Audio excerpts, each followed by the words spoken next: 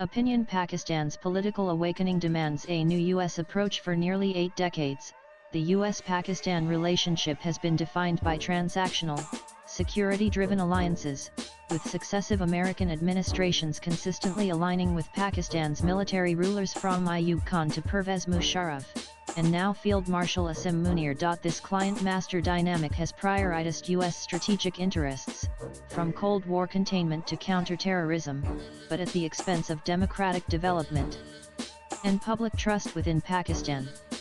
Today, however, a profound shift in Pakistan's political consciousness driven by a social media revolution, an energized Pakistani-American diaspora, and the enduring popularity of imprisoned leader Imran Khan demands a fundamental rethink of U.S. policy. A shifting trust landscape. Traditionally, Pakistan's military has been revered as a symbol of national pride and stability. Yet, the years following Imran Khan's ouster in April 2022 saw the military's reputation battered by allegations of political manipulation, media censorship, and judicial overreach aimed at sidelining Khan and his Pakistan Tehreek-e-Insaf (PTI) party. Despite these efforts, Khan's popularity endured, evidenced by his party's strong showing in the 2024 general elections, where PTI-backed independents won a plurality of seats despite widespread allegations of pre-poll manipulation and interference. Following the May 2025 border clashes with India, the military's image experienced a notable but fleeting resurgence. In any Pakistan-India confrontation, public sentiment instinctively rallies around nationalist fervor, temporarily boosting support for the armed forces and their leadership. This surge in approval is less a reflection of sustained confidence in military governance and more an expression of collective patriotism in the face of external threats. However, this bump is inherently unsustainable. The military's inability to deliver rule of law, accountability, peace, or economic prosperity ensures that such approval will inevitably erode once the immediate crisis fades. The underlying trust deficit remains, signaling a deeper public demand for democratic accountability and civilian-led governance. The social media revolution. The February 2024 elections highlighted the transformative power of social media in Pakistan's political landscape.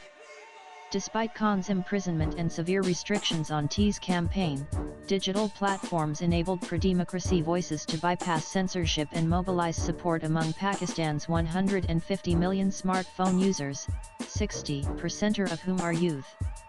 Women, veterans, and a 10 million-strong diaspora played pivotal roles in this virtual movement, demonstrating the resilience of civil society even in the face of state repression.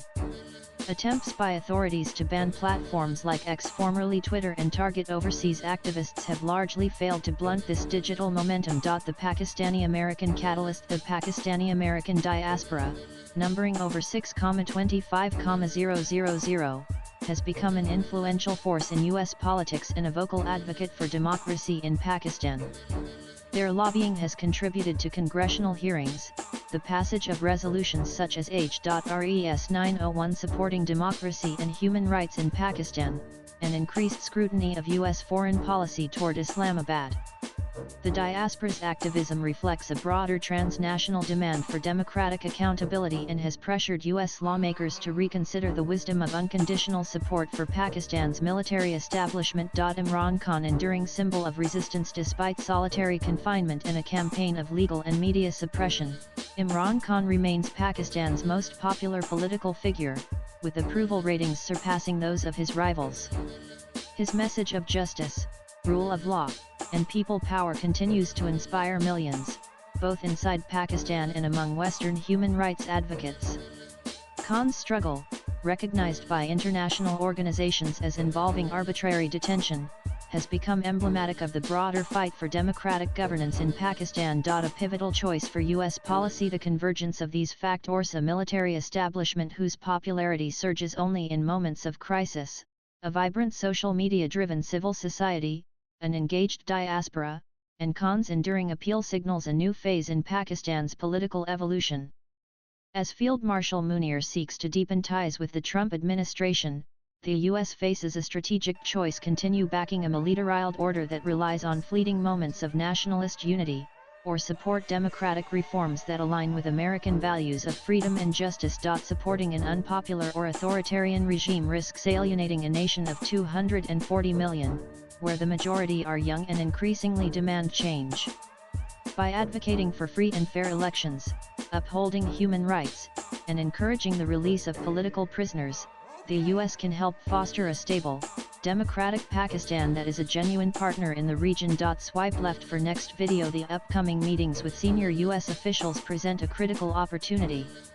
American policymakers must decide: will the U.S. continue to enable a military-first model, propped up only by transient surges of patriotism, or will it champion the democratic aspirations of Pakistan's people? The answer will shape not only U.S.-Pakistan relations, but also the trajectory of democracy in South Asia. Salman Ahmed is a UN Goodwill Ambassador and author of the book Rock and Roll Jihad.